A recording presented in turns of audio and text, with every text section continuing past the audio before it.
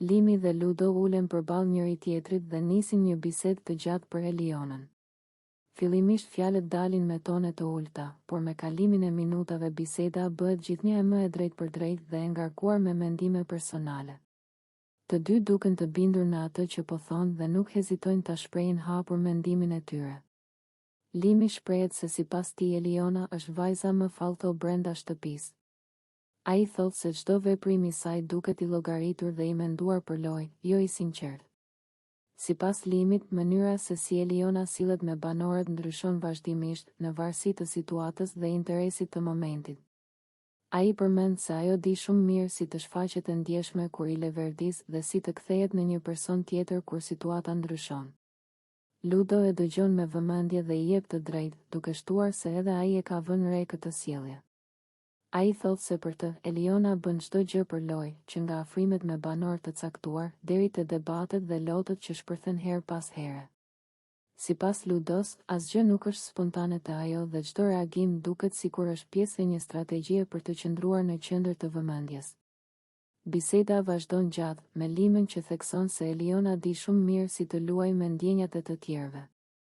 Ai thotë se ajo shpesh krijon situata emocionale vetëm për të fituar simpati dhe për të dalë viktim, ndërkohë që në prapasken lëviz fijet e lojës. Ai shprehet se kjo e bën atë të duket jo e vërtetë dhe as pak e sinqert me njerëzit përreth. Ludo shton se ajo shpesh ndëron qëndrime dhe fjalë, duke thënë sot një gjë e nesër krejt të kundërtën. Ai përmend se kjo sjellje i ka bërë shumë banor të dyshojnë në qëllimet e saj reale. Për të, Eliona nuk vepron nga zemra, por nga kalkulimi, duke menduar gjithmonë se si do të duket jashtë shtëpisë dhe si do të perceptohet nga publiku.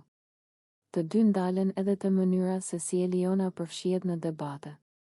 Sipas tyre, ajo shpesh i ndes situatat, por më pas tërhiqet dhe luan rolin e të lënduarës. Limi thotë se kjo është një taktikë e qartë loje, ku ajo përfiton emocionalisht nga çdo konflikt që krijohet. Ludo e mbështet këtë mendim, duke shtuar se kjo e bën atë edhe më të pabesueshme në sytë e tij. Gjatë gjithë bisedës, atmosfera mbetet e rëndë dhe e mbushur me kritika. Fjalët përsëriten, analizohen dhe thellohen, duke e zgjatur diskutimin për minuta të tëra. Limi dhe Ludo duken të vendosur në mendimin e tyre dhe nuk lën hapësirë për dyshime se për ta, Eliona është një lojtare e pastër, që bën gjithçka për strategji dhe jo për ndjenja. Në fund të bisedës, të dy bien dakord se sjellja e Elionës është një nga shembujt më të qartë të lojës brenda shtëpisë. Ata mbyllin diskutimin me bindjen se gjithçka që ajo bën është e menduar dhe e planifikuar, duke e cilësuar atë si vajzën më fallto dhe më të fokusuar te loja nga të gjithë banorët.